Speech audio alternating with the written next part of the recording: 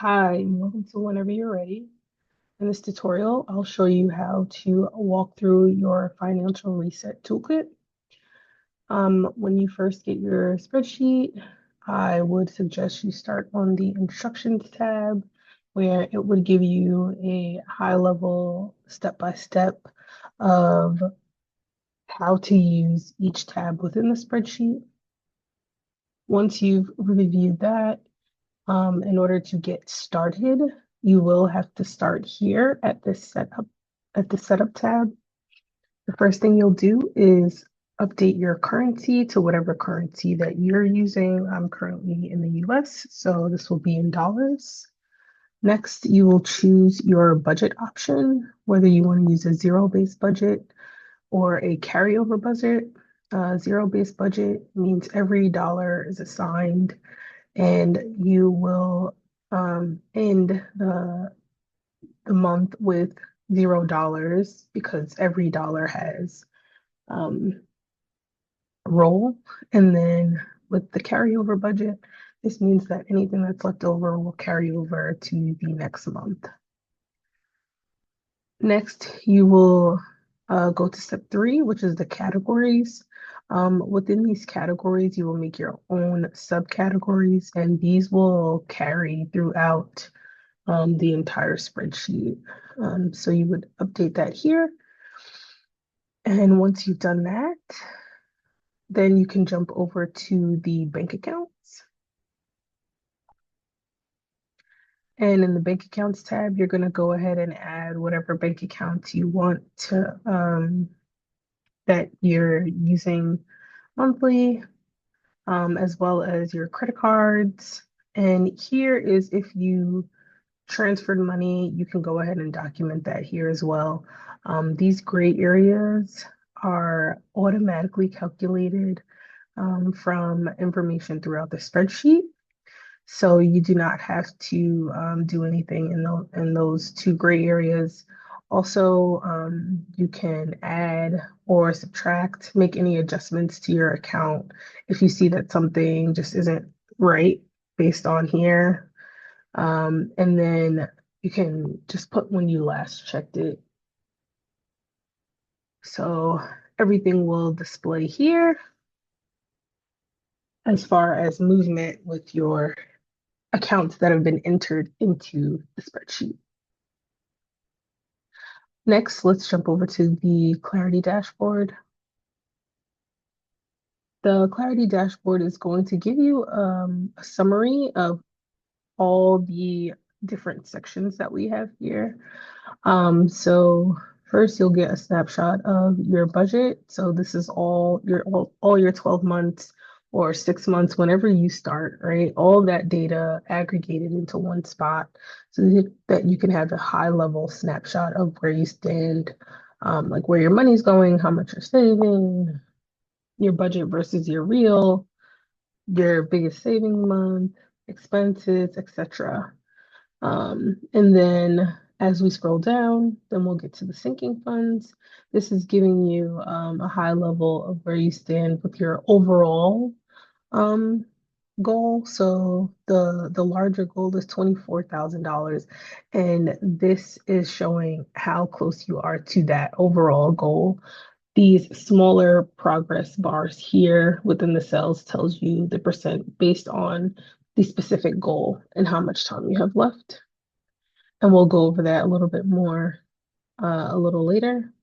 And then also you have the debt reset summary. So here is where you will see a high level snapshot of where you stand with your debt, and then your payoff date, your balances, payments, things of that nature. And then the last section here is your journaling and growth section.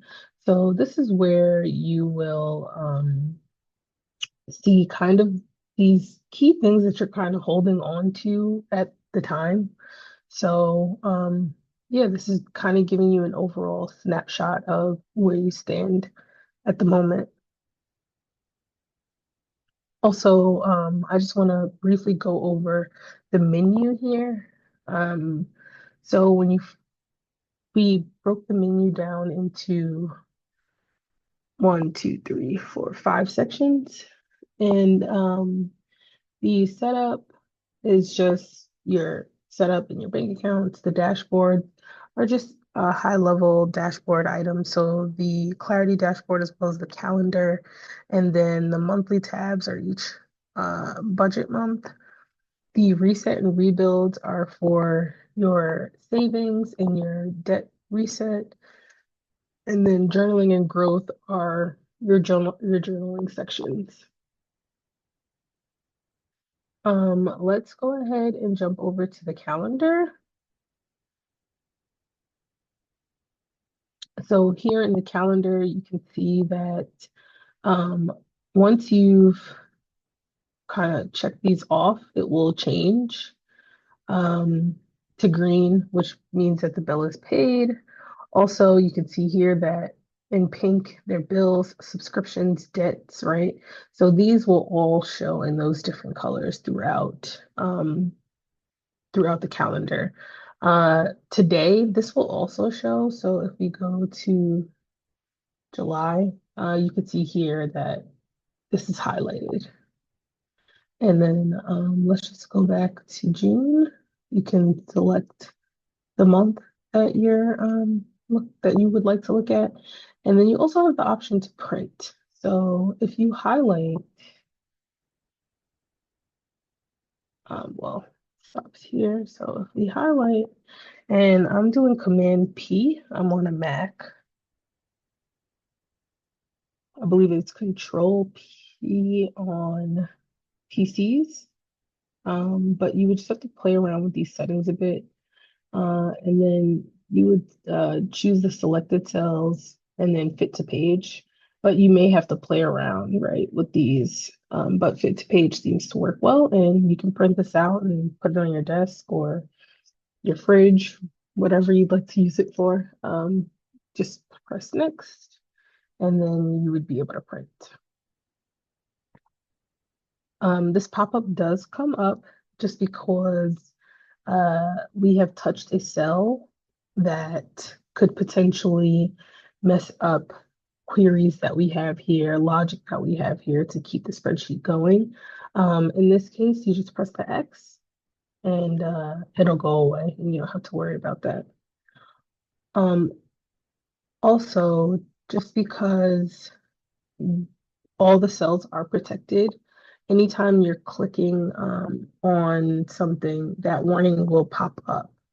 In the case of the menu, because you are able to close the menu out if you don't want to see it, if you it at this time you can press OK because it's not interfering with any queries. It's not going to mess up any logic. So it is okay to press OK during that time. And again, just to open it. You can also, click the like remind me in 5 minutes as well, if you don't want to continue to see that pop up.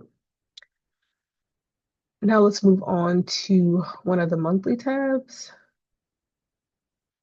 So here are one of the monthly tabs. When you come in, what you'll have to enter is your source of payment, and then you'll have to do your budget and the when it's due.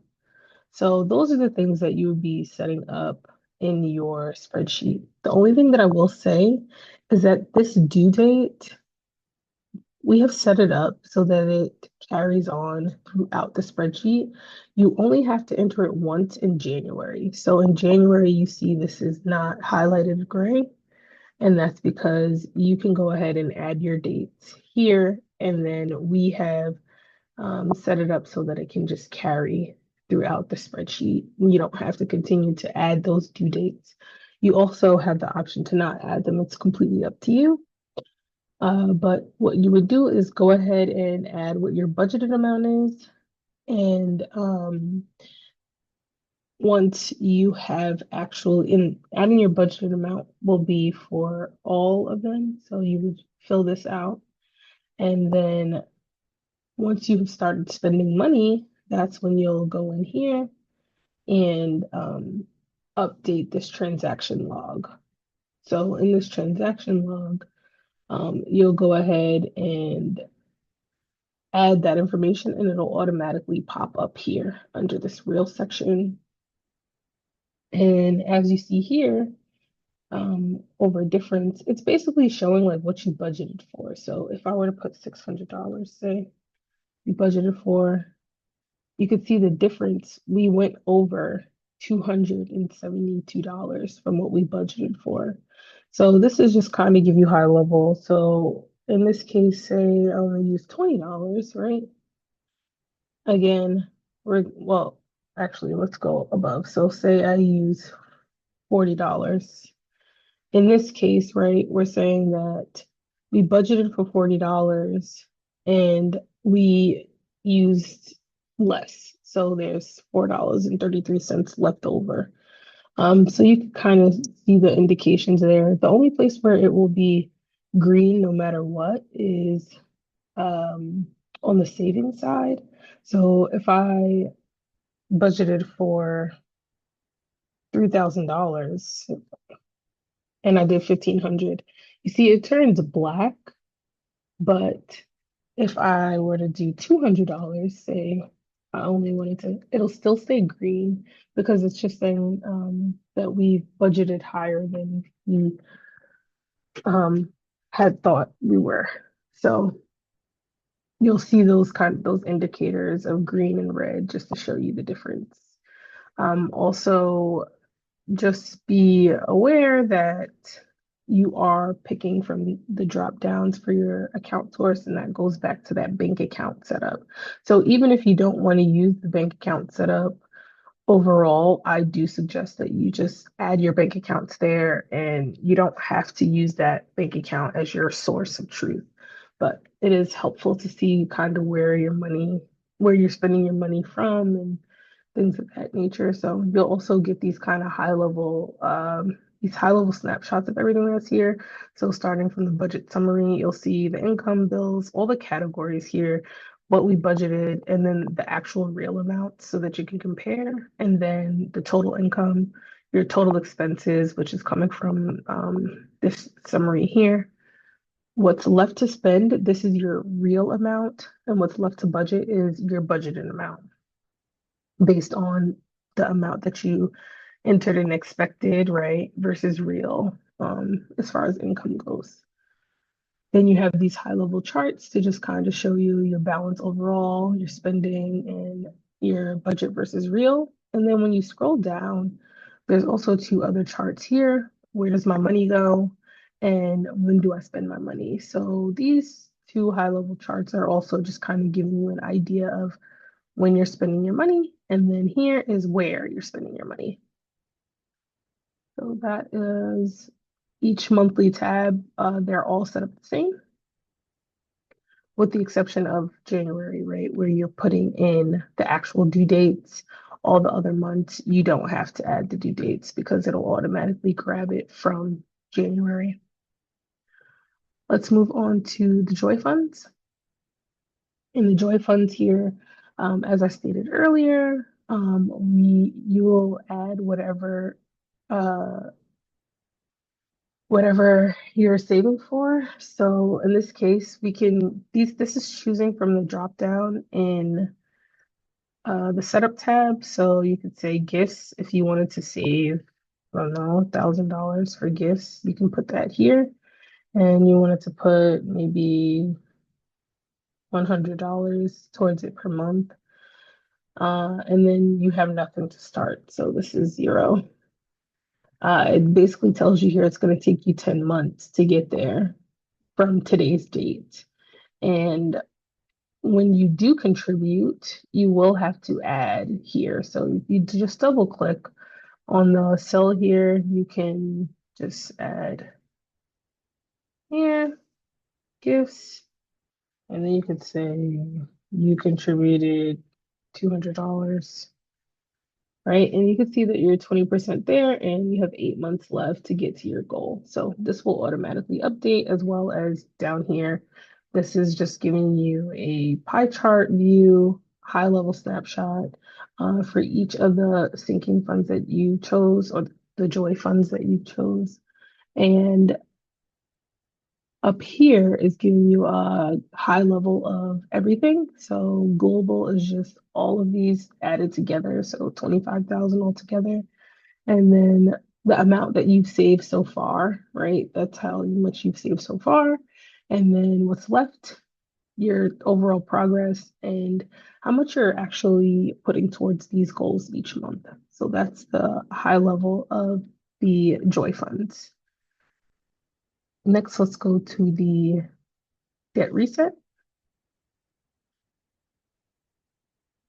In the Debt Reset, you will see here that once you come in, you will choose the month that you're starting. So if you started in April, May, say we started in May, we would just update this to May. And you will choose your strategy, whether you want to use the debt snowball, which is the lowest balance, the debt avalanche, which is the highest interest first. And the custom strategy is whatever order you selected in this table. So if you had the Quicksilver first, it would start there. If you had, it's basically just the order of this table. And then here you could put an extra payment if you would like to. So say if you wanted your extra payment to be $50, you can go ahead and add the $50 and it will apply it throughout this spreadsheet. You don't have to add anything here, but this is if you are able to add an extra payment each month. Also, you'll see that this strikes through automatically. At the end of each month, this will strike through automatically, so you do not have to take any action here. Here, you can add money or subtract money. So if you just add, say,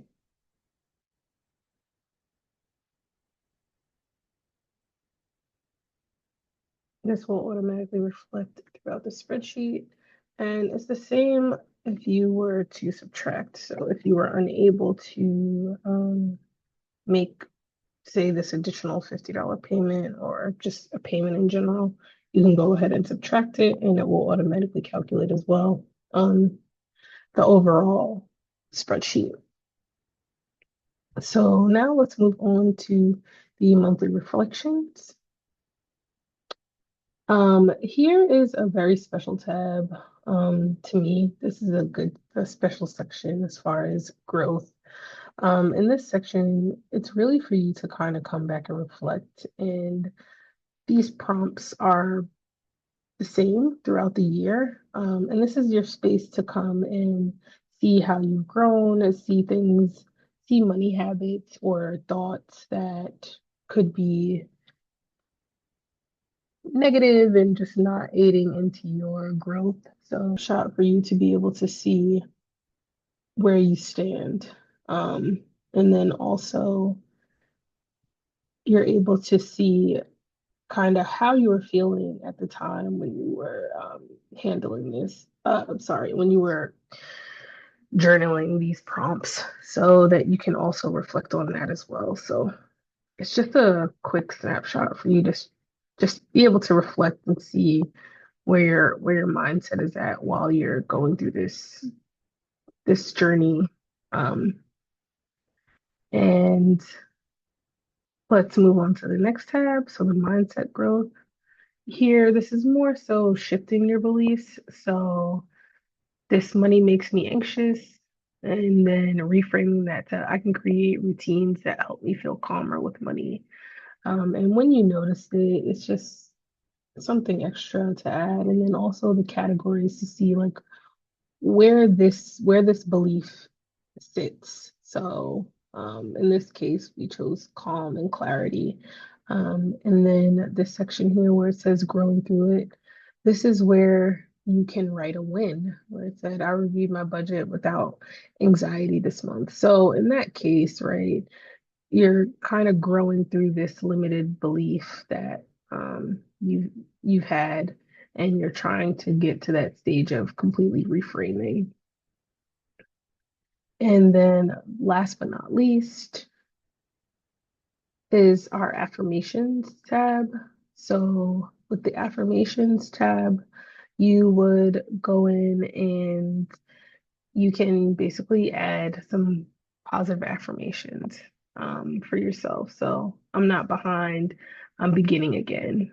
And when you decided to write that, you can just put in March, and then the same with the categories here, seeing where that sits with you, and then why it resonates. So I was feeling ashamed about overspending last month, and this gave me permission to reset without judgment.